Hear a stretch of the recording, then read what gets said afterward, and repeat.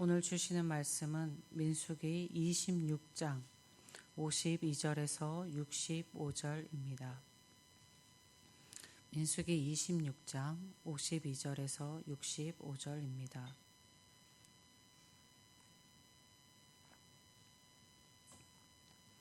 여호와께서 모세에게 말씀하여 이르시되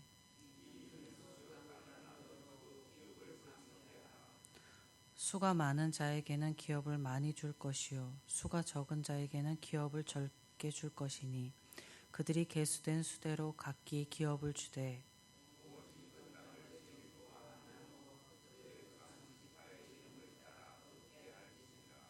그 다소를 막론하고 그들의 기업을 제비 뽑아 나눌지니라.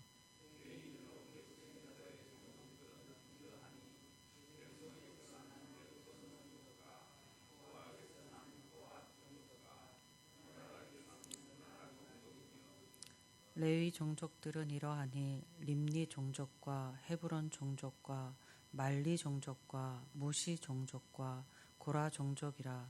고핫은 아브람을 낳았으며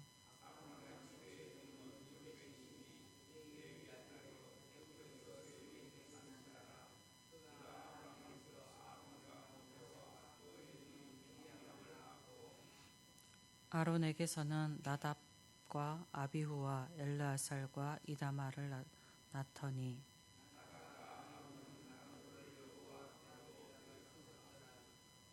1개월 이상으로 계수된 레위인의 모든 사람은 23,000명이었더라. 그들은 이스라엘 자손 중에 계수에 들지 아니하였으니 이는 이스라엘 자손 중에서 그들에게 준 기업이 없음이더라. 아멘.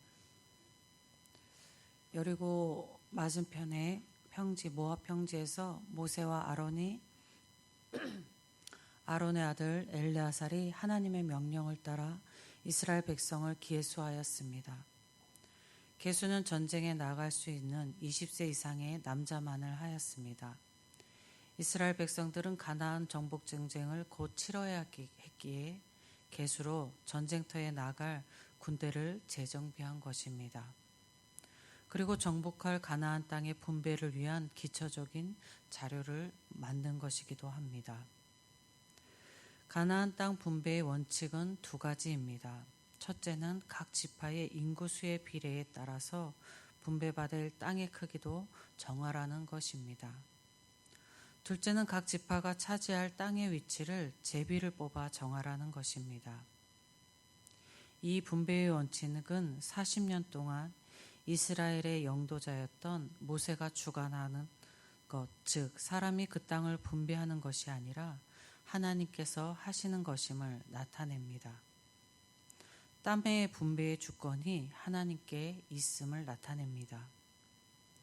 땅의 분배의 원칙을 말하고 있을 당시에 아직 이스라엘이 가나안 땅에 들어가지 않았습니다. 아직 이스라엘 백성은 가나안 땅을 밟아보지도 못했습니다. 그리고 가나안 땅에는 가나안 족속들이 그대로 살고 있었습니다. 가나안 이스라엘 백성들이 정복 전쟁을 시작한다 하여도 얼마 동안에 그 땅을 차지하게 될지도 알 수 없을 상황이었습니다. 이렇게 정복 전쟁을 시작하기도 전에 땅을 분배하는 것은 성급한 일로 보여집니다. 하나님께서 가나안 땅에 들어가기도 전에 땅을 분배하라 하신 것은 이스라엘 백성이 가나안 땅을 차지하는 것이 하나님께서 이스라엘에게 약속하신 것이기 때문입니다.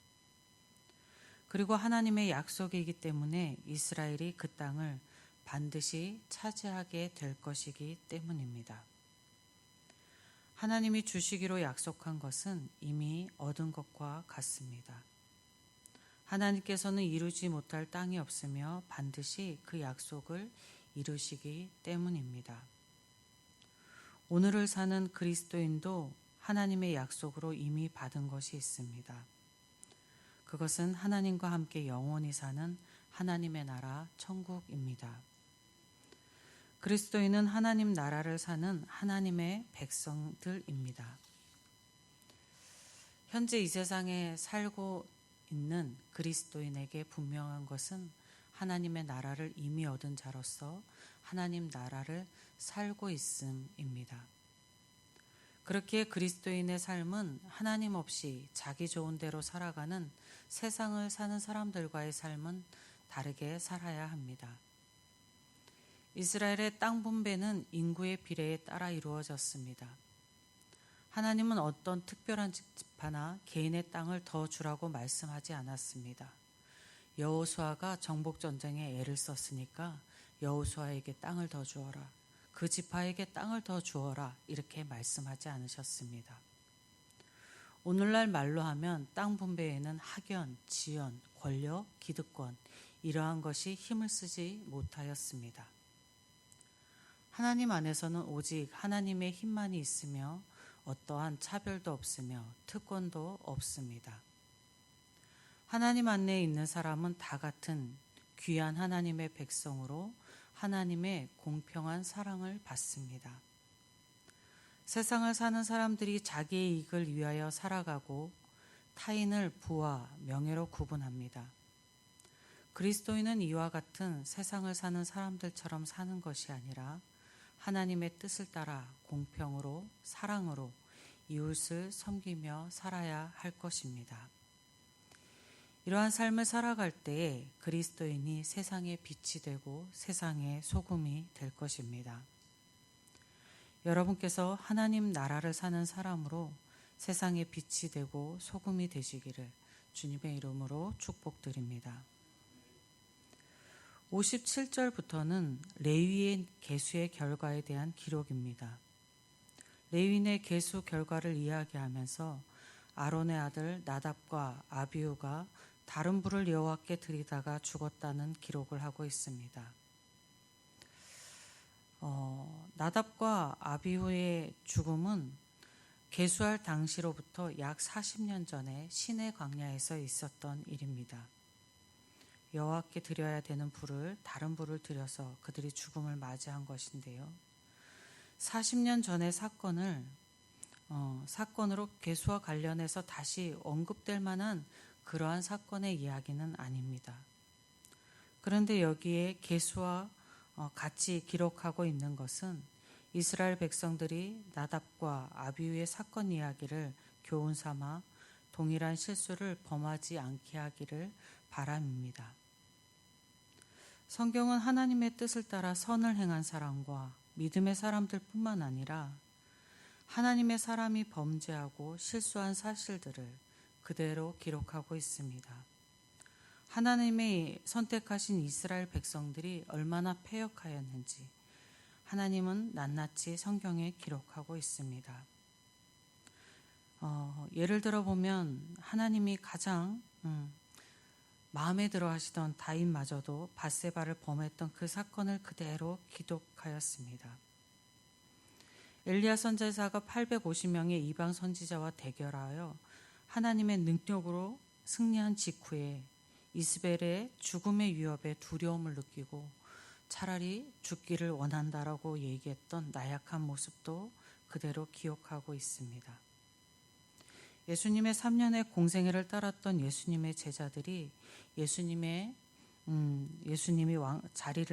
권력을 잡으면 그 권력의 자리에 옆에 앉고 싶다는 그들의 욕심과 탐욕도 그대로 기록하고 있습니다. 주님을 위해서는 죽음도 불사할 것 같았던 베드로가 예수님의 자기의 스승이 죽음 앞에서 예수님을 부인하는 것도 그대로 기록하고 있습니다. 성경은 많은 범죄와 실수의 이야기들을 그대로 기록하고 있습니다. 이것은 사람의 의지, 양심, 신념, 믿음의 연약함을 그대로 보여주는 것입니다. 사람은 연약합니다. 성경의 인물들을 통해서 그리스도인은 자신이 연약한 존재로 죄를 범하고 믿음을 잃을 수 있음을 기억해야 합니다. 그래서 하나님을 의지하고 성령님을 의지하는 겸손한 자세를 잃지 않아야 합니다. 하나님 앞에서 언제나 겸손한 자세로 있는 여러분과 제가 되시기를 주님의 이름으로 축복드립니다. 아버지 하나님 감사합니다. 연약하고 나약한 저희를 부르셔서 하나님의 백성으로 삼아주셔서 감사합니다. 하나님의 성령님의 도움이 한날 한시도 없으면 우리가 어찌 믿음을 지켜가며 우리가 어찌 의로움의 길을 걸어갈 수가 있겠습니까? 오직 하나님의 은혜임을 고백하며 우리의 나약함을 하나님 앞에 내어놓으며 하나님의 도우심을 구합니다. 우리의 호흡이 멈추는 그날까지 하나님, 우리가 우리의 믿음을 잘 지켜나가고 하나님의 의를 잘 따라나가 세상에서 소금이 되고 빛이 되어지는 귀한 하나님의 자녀들 되게 하여 주시옵소서. 이루실 하나님을 소망하며 우리 주 예수 그리스도의 이름으로 기도드립니다. 아멘. 하늘에 계신 우리 아버지, 아버지의 이름을 거룩하게 하시며 아버지의 나라가 오게 하시며 아버지의 뜻이 하늘에서와 같이 땅에서도 이루어지게 하소서. 오늘 우리에게 일용할 양식을 주시고 우리가 우리에게 잘못한 사람을 용서하여 준 것 같이 우리 죄를 용서하여 주시고 우리를 시험에 빠지지 않게 하시고 악에서 구하소서. 나라와 권능과 영광이 영원히 아버지의 것입니다. 아멘. 이 시간 기도하실 때에 예천교회를 위해서 기도하겠습니다. 오늘 있을 수요 예배와 우리 예천교회에서 드려지는 예배를 위해서 기도하시고 유임 목사님을 비롯한 우리 교육자와 항존집분자 당회 그리고 모든 위원회의 위원장과 부원들을 위해서 기도하겠습니다. 그리고 교회 학교를 위해서 기도하시고 환우들과 어려운 상황 가운데 있는 교우들을 위해서 기도하겠습니다. 예천 지역과 우리나라를 위해서 곧 있을 대통령 선거를 위해서 하나님의 은혜와 하나님의 도우심이 있기를 기도하겠습니다.